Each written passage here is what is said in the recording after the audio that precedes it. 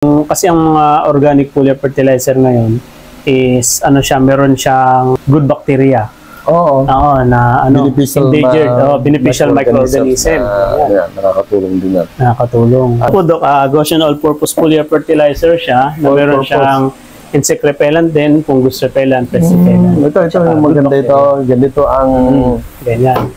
Dapat i-promote natin. Ito po, Doc, parang naging na rin namin sa mga farmers, lalo po sa Baguio din po, Doc, nagbibigay din tayo sa Baguio. At yan naman po yung ginagamit din nila sa Baguio.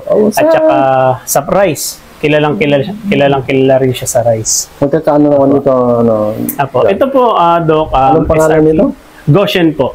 Goshen. Tama ito. Naririnig ko na nga ito. Goshen All-Purpose Foliar Fertilizer po. Magkano ang isang... Ang SRP po niyan is 500, Doc. Good for half hectare. Pero yung isang galon naman po niya, 1,500.